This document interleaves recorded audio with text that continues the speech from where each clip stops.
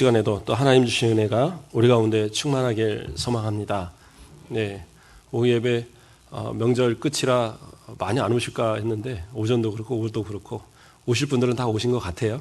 예, 감사합니다. 또 하나님 앞에 예배를 드리는 것, 예, 말씀을 듣고 기도하고 찬양하는 것, 이것 이상 우리가 중요한 게 뭐가 있겠습니까? 그렇죠? 이 마지막 때에 정말 예배 가운데 은혜로 승리하시는 저와 여러분 되시길 주님의 이름으로 축복합니다. 명절이 되면 형제들이 모이고 자녀들이 모이고 가족들이 함께 모이게 됩니다. 서로가 기쁨을 나누고 즐겁고 이게 얼마나 기쁜 일입니까? 제가 형제에 대한 어떤 말씀이 있는가 찾아보니까 시편 133편 1절 말씀에 보라 형제가 연합하여 동거함이 어찌 그리 선하고 아름다운고 라고 얘기합니다. 함께 가족이 모이고 함께 형제들이 모이고 하는 그 자체가 하나님 보시기에 좋은 것이다라는 거예요. 예, 물론 이 해석이 이스라엘 공동체를 이야기하는 것으로 보기도 하지만 가정 자체, 형제들 또 가족들이 함께 모이는 것 그리고 그들이 함께 기쁨을 나누는 것 이것이 어떻게 보면 가장 하나님이 기뻐하시는 그러한 작은 교회 가장 기본적인 우리들의 신앙의 시작이 아닌가 생각을 해봅니다. 명절이 되면 정말 가족이라는 이름은 대단한 것 같아요. 멀리 평소에는 한 4시간이면 서울에서 올 텐데도 이런 명절 때에서 한번 내려오려고 그러면 5시간, 6시간 심지어 한 7, 8시간도 걸리고 막 그렇습니다. 지금은 길이 그래도 많이 좋아져서 좀 나아지지만 예전에 저희는 이제 친척들이 다 구리 이런 서울 쪽으로 다 흩어져 있기 때문에 그래서 시골을 내려올 일이 명절에는 사실은 별로 없어요. 김제는 일가들이 모일 때 1년에 한 2번 또 이제 산소가 있기 때문에 벌초하러 이렇게 해서 몇 번 내려오긴 하지만 그렇게 자주 올 일은 없는데 한 번인가 딱 그때 명절에 한번 그래도 명절에 한번 산소를 가자 해갖고 어른들하고 내려왔다가 와 진짜 길에서 열몇 시간을 차를 제가 운전한 거 아니고 저는 뒤에서 앉아서 갔지만 너무 힘들더라고요. 열몇 시간이 걸렸어요. 그때는 길이 그렇게 막혔나 모르겠어요. 그런데도 왜 이렇게 모입니까? 가족이라는 이름 때문에. 그래도 그 자체가 얼마나 행복한 일입니까? 가족을 보고 서로 형제를 보고. 사실 사회가 바쁘고 이러다 보니까 부모하고 이렇게 한 번씩은 보고 이렇게 서로는 보지만 전체가 같이 이렇게 모이는 경우는 사실 많지 않거든요. 그럴 수 있는 게 또 이런 명절 때이기 때문에 또 어쨌든 한 마음을 가지고 서로 기쁜 마음으로 교제를 나누고 그런다는 건 참 좋은 것 같아요. 하나님께서 또 복 주시는 귀한 그런 행복한 그런 가정이 되는 줄 압니다. 또 어떤 분들은 그래요. 혼자 또 외롭게 보내는 분들도 있죠. 가족들도 없고 이런 분들도. 그래도 위로받을 것은 우리 주님께서 그런 말씀을 하셨습니다. 어떤 말씀? 마태복음 12장 50절 말씀에 누구든지 하늘에 계신 내 아버지의 뜻대로 하는 자가 내 형제요 자매요 어머니니라 하시더라. 이게 무슨 말이냐? 우리 교회 이렇게 성도들이 서로가 형제되고 자매 되어진 우리가 또 가족이에요. 그렇죠? 그러니까 우리가 서로 같이 이렇게 교제를 나누는 것 이 자체도 얼마나 기쁨입니까? 감사죠. 예. 명절이니까 다 이렇게 즐겁게 보내지만 혹시 외롭고 나 혼자 참 외롭다. 그러면 교회 오세요.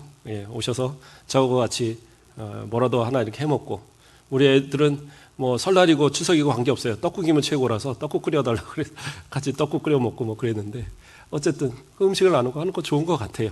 그러니까 그냥 그리스도 안에 우리가 한 형제다 생각하시고 또한 위로 받으시기를 바랍니다. 자, 어쨌든 간에 가족들이 함께 모이고 하는 거 참 좋은데 보면은 가족들 간에 꼭 다툼이 있는 경우들이 있어요. 기분 좋게 모였다가도 헤어질 때 되면 뭔가가 좀 서운함이. 요즘엔 그런 일이 별로 없지만 예전에 며느리들도 보면은 늦이감치 일부러 오는 사람들이 있어요. 왜 그래요? 일찍 가면 일해야 되니까. 어떻게든 이유를 해서 조금 늦게 가려고. 요즘에는 어머니들이 참 다 준비를 해놓고 기다리시니까 별로 할 것도 별로 없지만 예전에는 어쨌든 며느리들이 와서 다 하라고 하고 하니까 먼저 온 며느리는 열심히 일하고 또 그렇게 습관화된 사람은 항상 열심히 일하고 늦게 온 분들은 어머니 그 용돈하고 봉투 하나 주면 최고예요. 그것 때문에 또 며느리끼리 싸움이 나고 이런 경우도 많이 있었던 것 같아요. 예. 근데 요즘은 뭐 다들 잘 지내시는 것 같아요. 또 어떤 경우들을 보면 술이 웬수죠. 예. 명절날 술 못 먹게 해야 돼요. 아주 자녀들 술 먹고 이러면 갖다가 막 갖다 부어버리고 없애버리고 숨겨놓고. 근데 이제 자녀들이 술 좋아하는 분들은 그냥 우리 뭐 또 그거 아니면 뭐 못 논다고 그러니까 하나씩 갖다 주면 그냥 끝나는 게 아니라 꼭 옛날 얘기하면서 또 이제 서운하다고 싸움 나고. 그래서 모이시면 그런 거 하지 말고 명절 때 되면 명절 예배안들 제가 그 명절 때마다 항상 준비를 해서 우리 비치하고 드리도록 할 테니까 그거 가서 이렇게 읽으시면서 예배 드리시고 또 그리스도 안에 같이 교제 나누시고 뭐 음료수 좋은 음료수를 갖다 놓고 같이 나눠 먹으면서 그러면서 교제하시면 좋아요. 굳이 자꾸 서로 다투고 할 만한 그런 부분들을 만들 필요가 없지 않는가. 어쨌든 자 그리스도인들이라고 한다면 기본적으로 뭐 이 가족들이 모이는 것뿐만 아니라 세상을 살아가는 가운데서도 서로가 화목하게 서로가 즐거움을 가지고 기쁨을 가지고 지내야 될 그러한 어떤 모습이 우리의 모습들입니다. 그럼에도 불구하고 자꾸 그런 어떤 다툼의 이유들이 나타나는 이 이유가 뭐냐? 우리에게 있어서 기본적으로 깔려야 할 성품들을 제대로 갖고 있지 못하니까 그런 것이 아닌가 생각을 합니다. 오늘 본문에서는 무엇을 얘기합니까? 그러므로 너희는 하나님이 택하사 거룩하고 사랑받는 자처럼 긍휼과 자비와 겸손과 온유와 오래 참음을 옷 입으라라고 얘기하고 있어요. 그러니까 옷 입으라는 얘기는 어떤 의미입니까? 잘 준비하고 있으라는 거죠. 우리가 어디 나가야 되면 옷을 입어야 되잖아요. 그렇죠? 옷을 입어야 되는데 옷을 입지 않고 있다 보면 나갈 때 옷 입는 데 시간이 걸리잖아요. 그래서 항상 그리스도인들은 언제나 그 성품적으로 준비가 되어 있어야 된다는 거예요. 그러니까 가족들을 대하든 아니면 이웃을 대하든 교회 안에서 믿음의 형제된 우리 형제들을 대하든 정말 그 마음에 항상 준비되어 있는 기본적인 어떤 성품, 깔려있는 성품들이 필요한데 여기서는 5가지를 이야기하고 있어요. 그렇죠? 긍휼, 자비, 온유, 그리고 뭡니까? 자비, 온유, 그 다음에 겸손, 또 그 다음에 오래 참음. 어쨌든 이 5가지의 성품들을 이야기하고 있어요. 그러니까 이거는 그리스도인이라면 기본적으로 깔고 있어야 된다라고 얘기하는 거예요. 자, 어떤 성품인지 먼저 우리가 좀 살펴볼 텐데요. 긍휼이라는 말은 원래 원뜻은 내장이라는 뜻을 갖고 있대요. 내장. 그러니까 긍휼이라는 말의 그 그러니까 어원이 내장이라는 뜻을 갖고 있는데 그래서 다시 말하면 뭐예요? 마음속 깊이에서 흘러나오는 동정심과 상대방을 향한 배려예요. 그러니까 누군가를 생각할 때 그 마음속에서 깊이 나오는 그 마음을 가지고 대하는 것, 그게 긍휼의 마음이에요. 그러니까 누군가를 볼 때 좀 그런 마음으로 보시라는 거예요. 상대방에 있어서 그래 저 사람이 정말로 내가 저 사람을 위하여 주고 돌봐주고 이렇게 보듬어주고 그래야 할 사람이다. 이 마음 가지면 어떻게 해요? 그 사람이 어떤 사람이든 간에 그 사람과 잘 지낼 수 있어요. 그런데 그러한 마음이 아니라 거칠애적으로 그냥 우리는 그냥 가족이니까 그냥 친구니까 그냥 우리 교회 같은 성도니까 그런 마음으로만 대하면 그 마음 가운데 진짜 깊이 나오는 그런 긍휼이 아니기 때문에 때로는 가식이 될 수도 있고 그렇죠? 상대방의 마음을 오히려 아프게 하는 원인이 될 수도 있는 거예요. 그리고 그 다음은 어떤 걸 얘기합니까? 자비라는 것을 얘기합니다.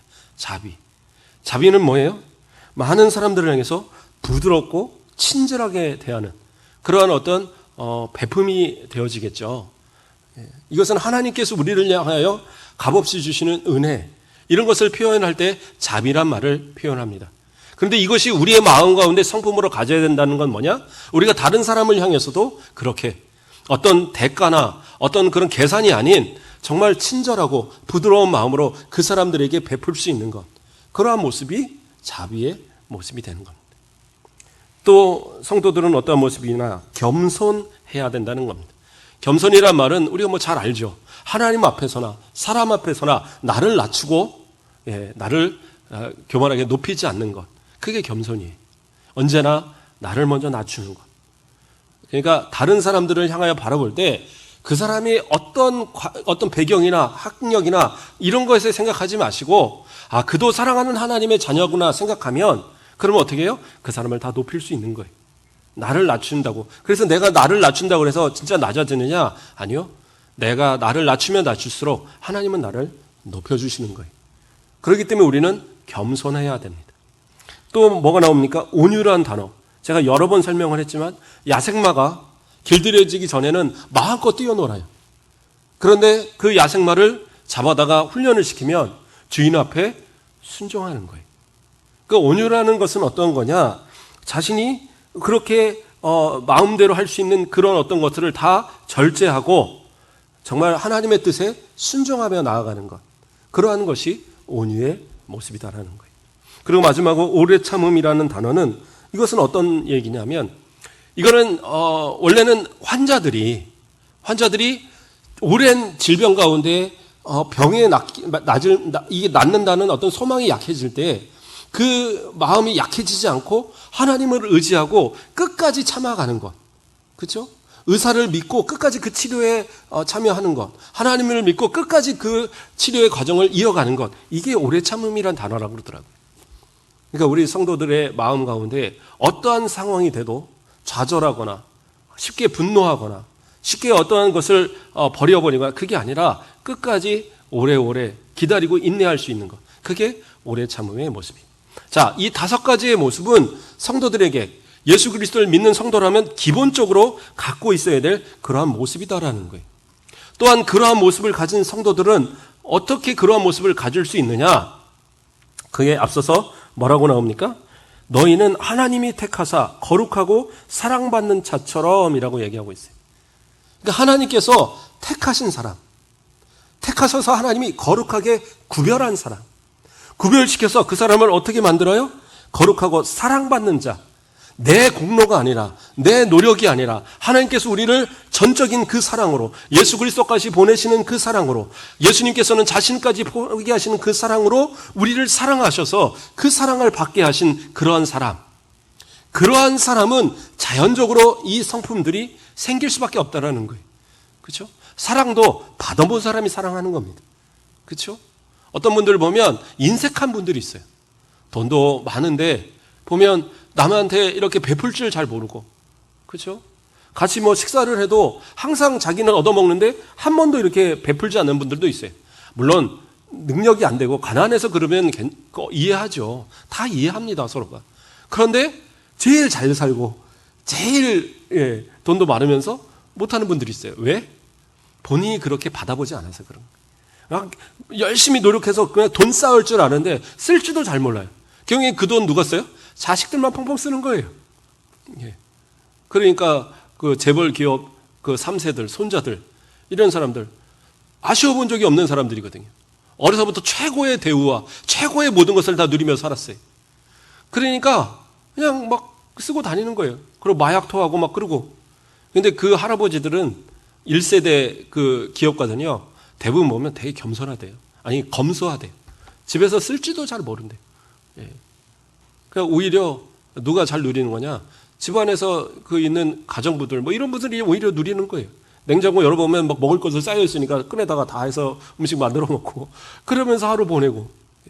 예전에 어떤 그 뉴스인가 어디서 한번 나왔던 것 같아요.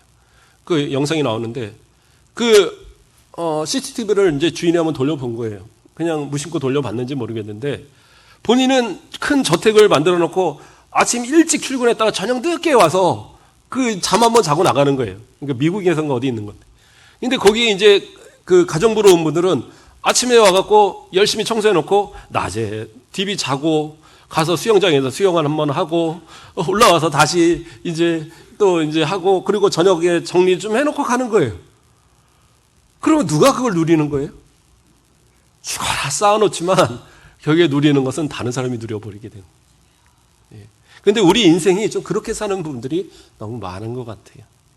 아니 하나님의 진짜 은혜 받은 성도라면 이젠 그것도 좀 나눌 줄 알아야 돼요. 넓은 마음 가지고 여기 나오는 이런 성품처럼 이 성품 가지고 많은 사람들에게 좀 인색하지 않게 그런 모습으로 좀 보여주면 좋을 것 같아요. 돈이 없다고 꼭 인색하라는 법은 없습니다. 그렇죠? 그냥 성도들을 향해서 작은 콩 한 쪽이라도 나눌 수 있는 것, 그것도 참 감사한 일인 거예요. 예, 그러한 모습이 진짜 어쩌면 성도들의 올바른 성품이 아닐까. 그러한 모습들이 이제는 우리의 가정 가운데 좀 나타나지 않을까 생각을 합니다. 오늘 본문에 이어서 뒤로 넘어가 보면요, 그 18절 말씀부터는 가정에 대한 이야기가 나와요. 앞서서 분명히 어떤 성도들의 어떤 성품을 이야기하고, 그 다음에 누구에게 불만이 있거든 서로 용납하고 뭐 이런 얘기를 나오는데, 그 다음엔 가정에 대한 얘기가 나옵니다. 무슨 얘기냐? 우리가 이러한 성품을 가지고 내게 가장 가까운 가족부터 그러한 것을 실천하라는 거예요. 먼 어디 있는 사람들한테, 뭐 사회적으로 저명한 사람들한테 그러한 보이라는 것이 아니라 내 가장 가까운 가족부터. 그럼 어떤 것을 먼저 보여야 되느냐? 읽었던 말씀을 조금 더 한번 살펴보면요, 13절 말씀을 보면 누가 누구에게든지 불만이 있거든 이란 얘기가 나옵니다. 불만이란 단어는 어떠한 단어냐면 비난이란 뜻도 있더라고요. 비난. 그러니까 누군가가 비난하는 거예요. 비난이라는 게 한쪽만으로 끝납니까? 서로 막 비난하고. 그러면 어떻게 해요? 어느 한쪽은 끝내야 돼요. 그래야지 이것이 끝나지, 그러지 않으면 계속 서로가 이렇게 응어리지게 되는 거예요. 근데 진짜 구원받은 성도라면, 진짜 하나님의 은혜 받은 성도라고 한다면 어떻게 해야 되느냐? 이 5가지 성품들을 마음에 품고, 그리고 어떻게 해요? 서로 용납하는 거예요. 용납이란 건 뭐예요? 그 사람이 어떤 상황이든지, 그 사람이 나한테 미안한 마음을 갖든지 안 갖든지 관계없어요. 받으라는 거예요. 그냥 받아주면 그러면 용서할 수 있어요. 한쪽이 먼저 받아주면 그러면 서로가 피차 용서의 길이 열려지는 거예요. 근데 서로가 막 강대강으로 내가 잘못했네, 네가 잘못했네, 그러고 서로 이렇게 대치하다 보면 절대 그것은 해결될 수가 없어요. 교회니까 은혜로 사랑으로 될 것 같죠? 아니요. 우리 권사님들은 그래도 참 은혜롭게 잘 지내는 것 같아요. 아직까지는 저 사람 때문에 나 교회 못 다니는 이런 소리가 안 들리니까. 그런데 교회가 좀 커지면 그런 경우가 상당히 많습니다. 예. 심지어는 누가 좀 새로 와갖고 열심히 하면은 굴러온 돌, 박힌 돌 빼낸다 그러고 막 그렇게 막 구박하는 경우도 있고. 예. 또는 서로 막 오래 지낸 관계이니까 너무 잘 알다 보니까 서로 말 한마디 던진 게, 그렇죠? 너무 잘 알아서 던진 말인데 마치 나를 내 치부를 드러낸 것처럼 그래갖고 서로 왼수처럼 지내는 그런 경우도 교회 안에 있더라고요. 그러니까 어떻게 해야 돼요? 서로 용납하라는 거죠. 그리스도 안에서 서로 받아들이라는 거예요. 그리고 용서하라고, 그것이 바로 하나님께서 우리를 향하신 원하시는 뜻이에요. 왜요? 피차 용서하되 주께서 너희를 용서하신 것 같이 너희도 그리하라. 주님이 우리를 위해서 그렇게 용서하셨으니까, 오늘 본문 오전에서도 우리가 배웠었지만요, 우리를 용서하신 그 용서처럼 우리도 용서해야 되고, 또 우리가 누구한테 잘못했으면 그렇게 가서 용서도 구하고, 피차 서로 용납하고 서로 사랑하고 서로 용서하는 것, 이것이 가장 중요하다는 거예요. 그런데 그것이 어떻게 해요? 가정으로도 연결이 돼야 된다는 거예요. 그래서 18절 말씀으로 뭐라고 얘기가 나옵니까? 아내들아 남편에게 복종하라. 이는 주 안에서 마땅하니라. 남편들아 아내를 사랑하며 괴롭게 하지 말라. 이 어떻게 보면 가장 기본적인 가정의 부부의 이야기죠. 근데 이 바탕은 앞서의 그 5가지 성품이 바탕이 돼 있어야 돼요. 그리고 어떻게 해요? 또 이 당부하는 것처럼 서로 용납하고 서로 용서하고 서로 사랑하고, 이러한 모습이 정말 잘 이루어질 때 이 아름다운 가정이, 부부가 만들어질 수 있는 거예요. 그래서 여기에서 말하는 거죠. 남편들에게 아내가 복종하라고 얘기합니다. 이 복종하라고 하니까 어디 뭐 맨날 복종하라고만 하고 성경은 진짜 너무하신 것 같아요. 아니요. 이건 질서를 이야기하는 겁니다. 교회에 질서가 있듯이 가정에도 질서가 있는 거예요. 그래서 남편은 좀 존경받아줘야 돼요. 그래서 남편한테 좀 복종해 주셔야 돼요. 복종이라고 해서 그냥 무조건 가서 뭐 때려도 맞고 뭐 그런 걸 얘기하는 게 아니에요. 정말 인격적으로서 그 사람을 존경하고 하나님께서 나에게 주신 그런 남편으로서 온전히 대우하라는 거예요. 그것이 중요해요. 그런데 이 얘기를 듣고 거봐, 남편한테 복종하라 그랬잖아. 그러니까 당신은 복종을 안 해서 문제야. 이렇게 말하는 남편이 있다면 성경을 잘못 못 알고 있는 거예요. 뒤 이어서 어떤 말이 나옵니까? 남편들아 아내를 사랑하며 괴롭게 하지 말라라고 얘기하고 있어요. 그러니까 남편이 괴롭게 하지 않아야지 아내가 복종할 수 있는 거예요. 이건 서로 상대적인 겁니다. 아내가 복종하여 줘야지 남편도 아내를 괴롭게 안 하는 거예요. 이게 서로 맞물려서 톱니바퀴처럼 잘 굴러가야지 부부가 행복한 거예요. 옛날에 그런 얘기 있었죠. 부부싸움은 칼로 물베기다. 그래서 뭐 이렇게 막 싸우고도 다음날 되면 또 화해하고 그래갖고 싸우는데 괜히 껴들었다가 한 대 얻어맞고 막 이러고 나서 나중에 보면 자기들끼리 화해하고 있고 그래서 부부싸움은 칼로 물베기다 얘기하는데 어떻게 보면 그건 옛말인 것 같아요. 옛날에는 정말 부인들이 정말 잘 참으셨잖아요.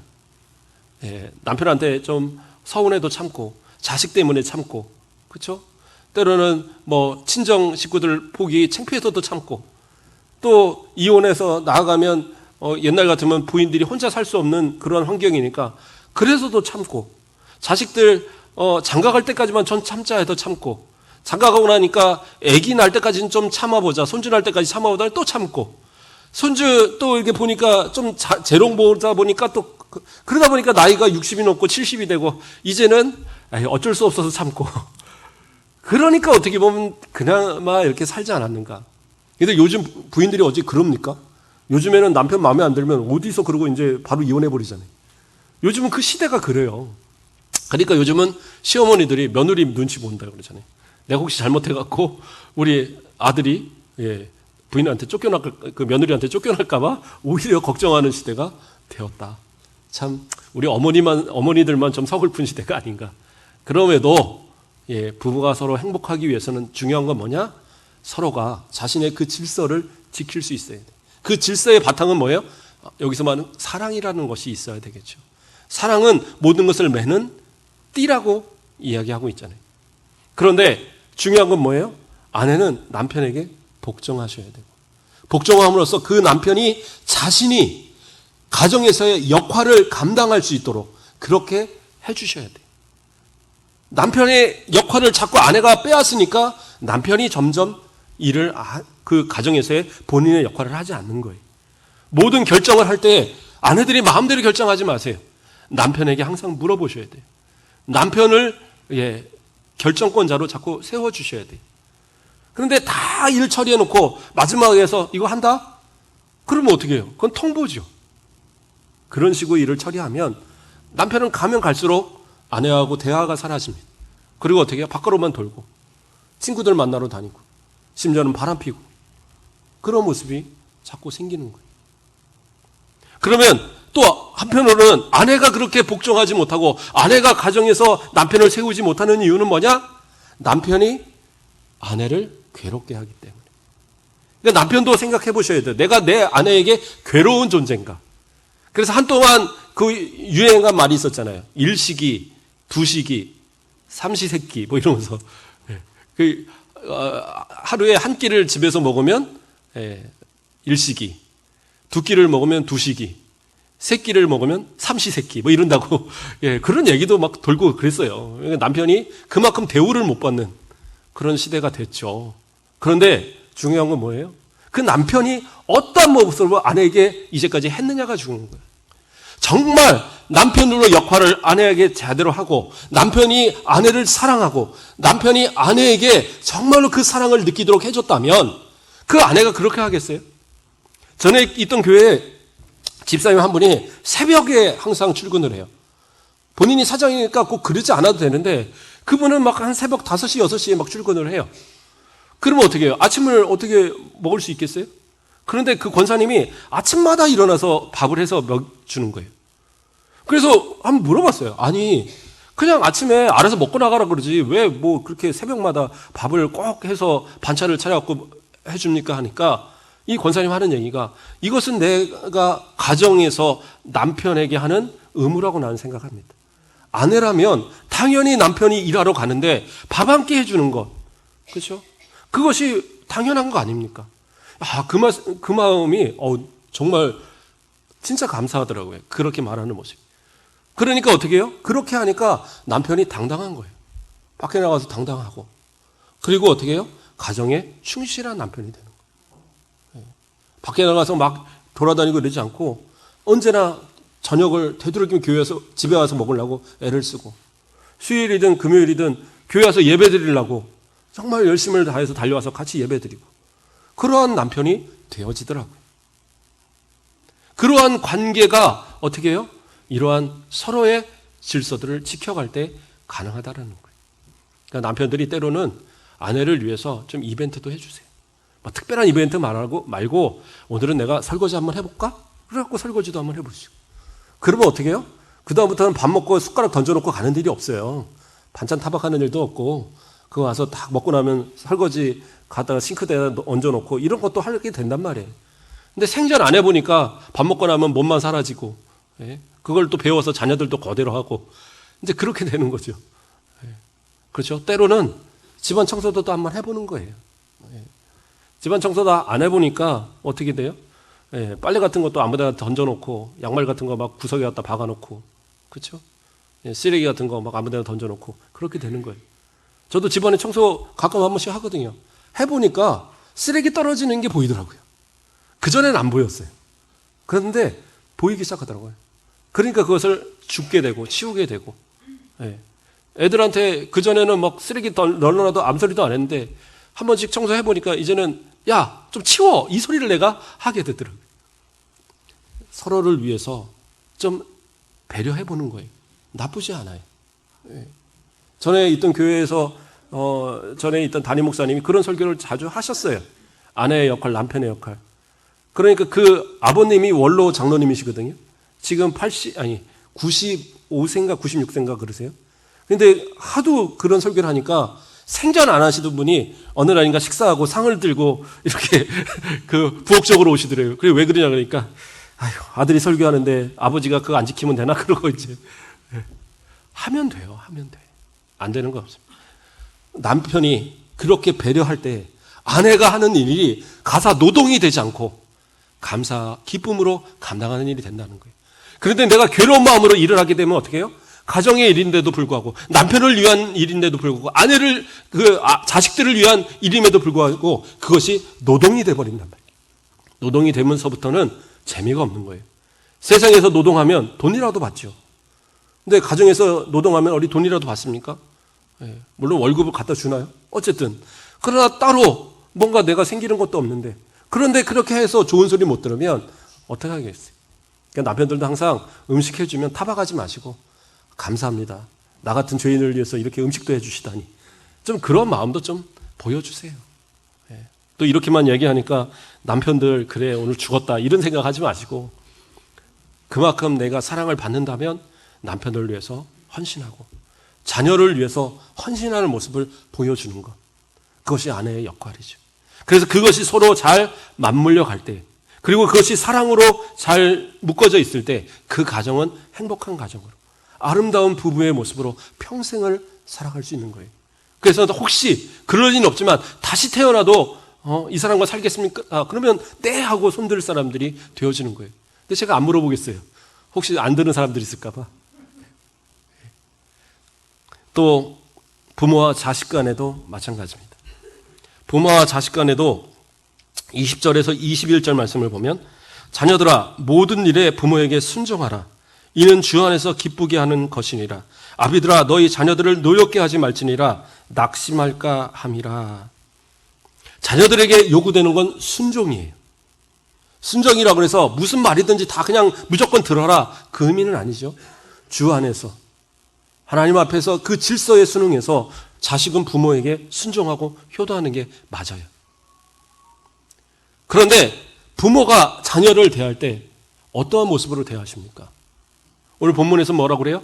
노엽게 하지 말라는 얘기를 합니다. 자녀를 내 소유물로 여기시면 안 돼요. 그러니까 자녀들이 어떻게 해야 되냐? 어긋나기 시작하는 겁니다. 자녀들도 하나의 독립적인 인격체로 인정해 주셔야 돼요. 사회적으로도 이미 이렇게 나아가고 있는데 가정에서는 사실 그게 잘 안 되지 않습니까? 저도 가끔 저희 큰애가 버릇없이 행동한다 생각하면 욱할 때가 있어요. 그냥 참아야 되는데 안 그럴 때가 있습니다. 그러면 저희 아들이 그러죠. 아빠 협박하지 마. 뭐 어쨌든 그런데 부모다 보니까 때로는 그런 마음이 들 때도 있어요. 그런데 중요한 건 뭐예요?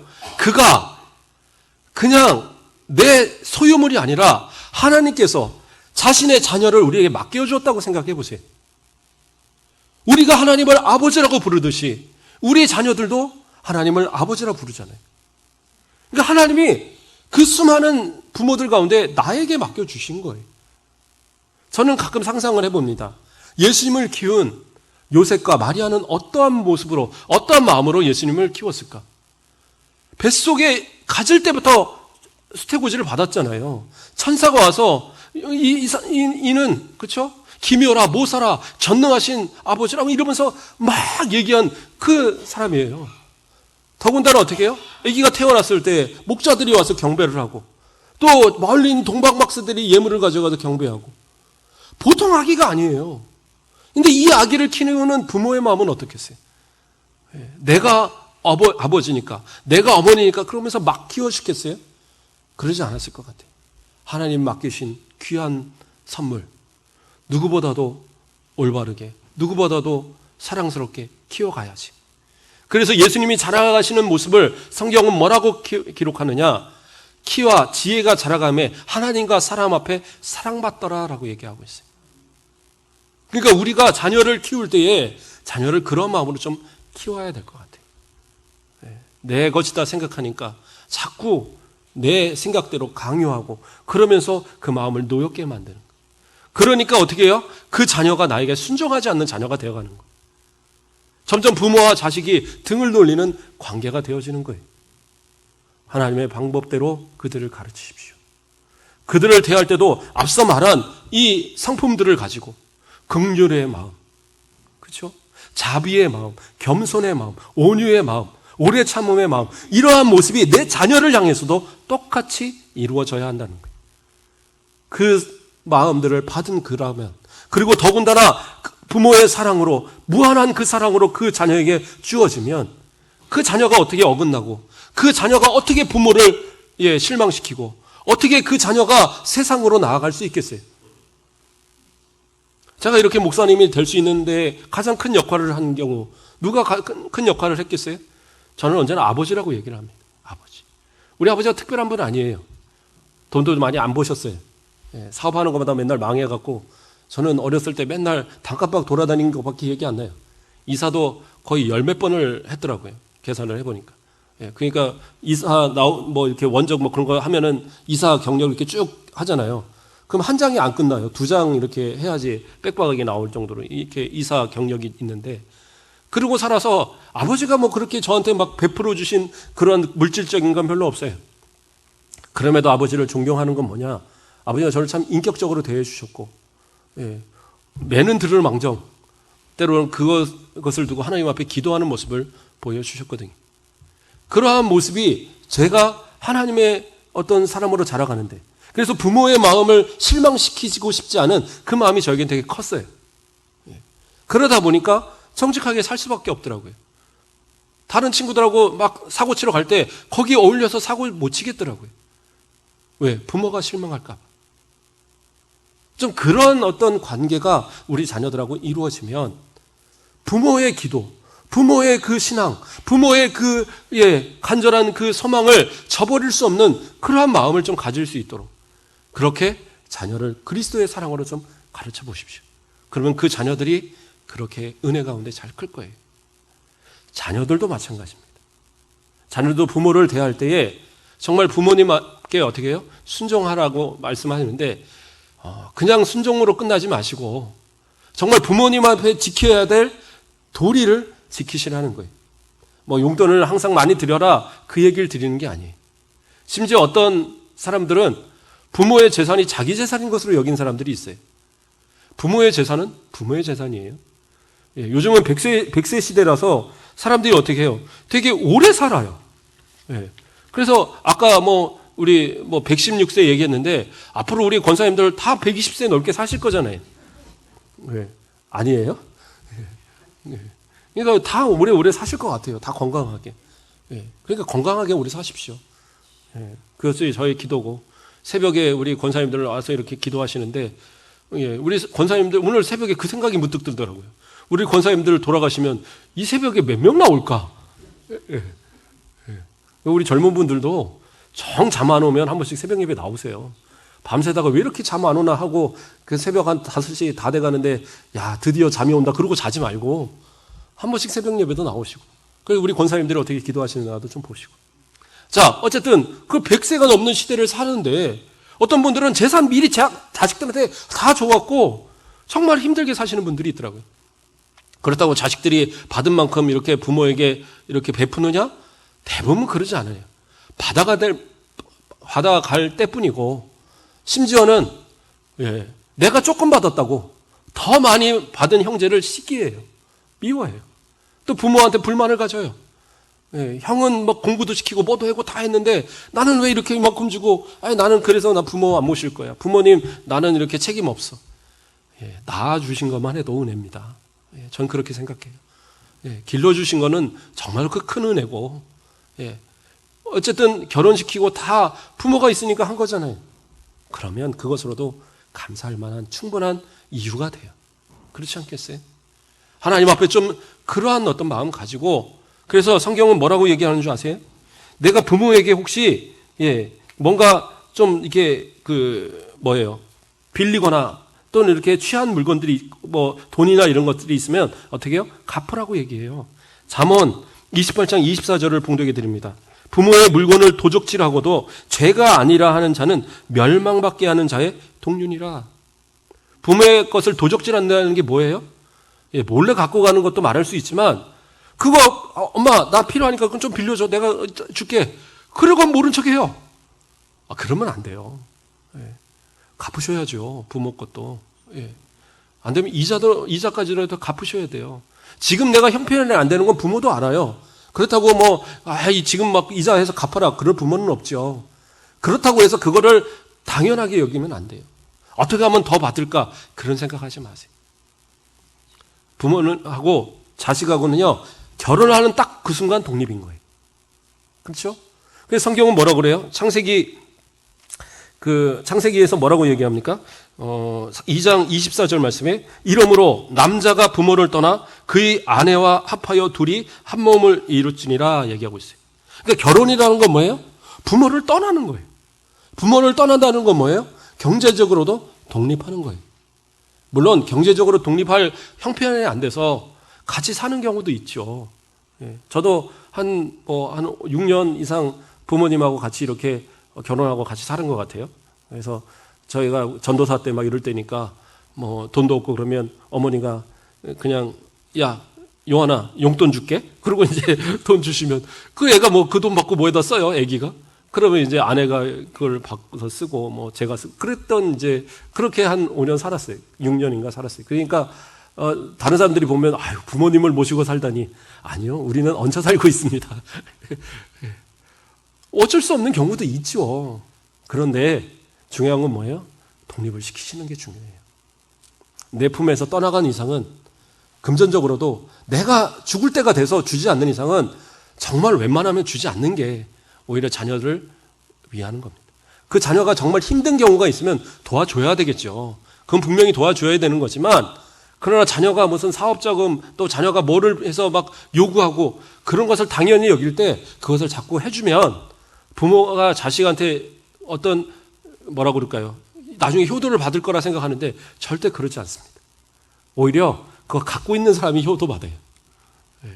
그리고 혹시 자녀들에게 나중에 내가 편애한 일이 있으면 오전에도 얘기했지만 편애함으로 인해서 많은 경우들이 특히 여자분들이 마음의 상처를 갖고 있는 경우들이 많아요. 딸들이.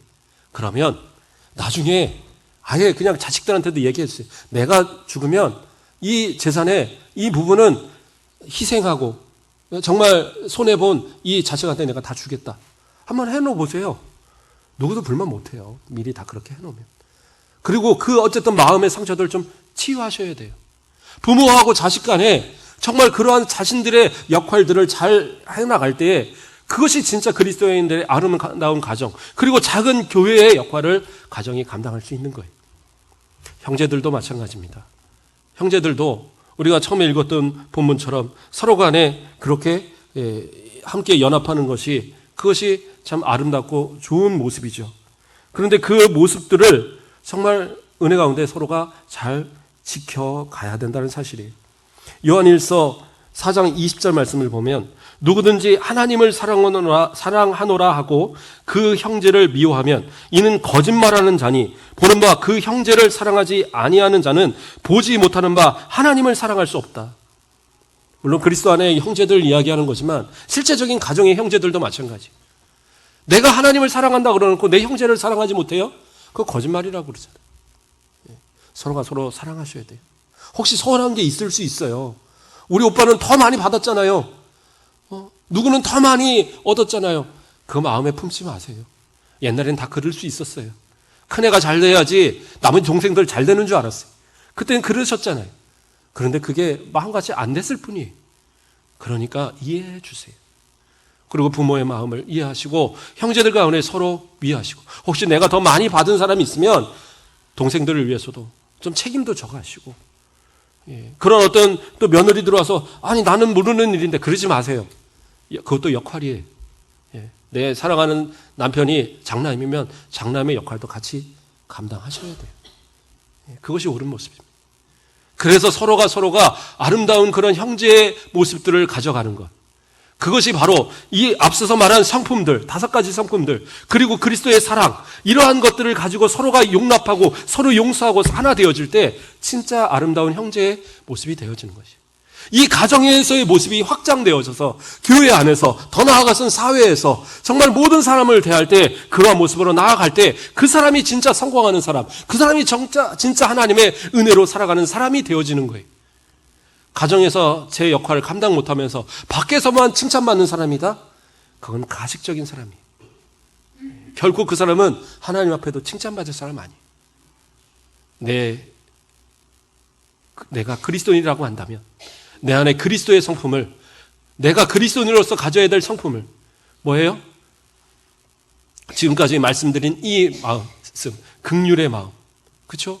자비의 마음, 겸손의 마음, 온유의 마음, 그리고 오래 참음의 마음, 이 마음들을 마음 가운데 항상 품고 내 형제를 대하든 내 부모를 대하든 내 자식을 대하든 내 이웃을 대하든 그리스도 안에 우리 교회에서의 한 형제를 대하든 또는 사회에서 믿지 않는 자를 대할 때에도 이러한 모습으로 그 가운데 그리스도의 사랑으로 더해지면 그 사랑으로 인해서 모든 것을 끌어안고 그것을 메워지게 할 수 있는 그러한 띠의 역할이 되어진다는 사실이, 우리 그러한 마음 가지고 그리스도의 성품 가지고 또 그리스도의 사랑 가지고 이 땅에서 그리스도인다운 삶의 모습으로 승리하시는 저와 여러분 되시길 주님의 이름으로 축복합니다. 사랑의 하나님 감사를 드립니다. 우리를 사랑하여 주시고 오늘도 하나님의 은혜 가운데에 그리스도의 사랑으로 살아갈 수 있도록 인도하심을 감사를 드립니다. 부부 가운데 서로 사랑하게 하시고 서로가 위하여지고 존경하고 서로를 괴롭게 하지 않는 아름다운 부부의 모습 되게 하시고 부모와 자녀 가운데서도 서로의 원망이 없이 그리스도의 사랑으로 정말 잘 양육하고 자녀는 부모에게 순종하고 그리스도의 주신 질서에 따라 서로에게 기쁨이 되고 서로에게 감사가 되는 그러한 관계가 이루어지도록 인도하여 주시옵소서. 형제 가운데서도 우애 있게 하여 주시고 서운한 마음이나 서로에게 있어서 비난과 불만의 마음이 아니라 서로 용납하고 서로 용서하고 하나 되어지는 아름다운 가정으로 세워져가는 그런 우리 그리스도인들의 가정 되어지도록 인도하여 주시옵소서. 더 나아가서 세상 모든 사람들에게 더 그리스도인의 정말 올바른 성품과 사랑으로 이 땅을 승리해가는 우리 모든 성도들 되도록 인도하여 주시옵소서. 감사하며 예수 그리스도의 이름으로 기도드립니다.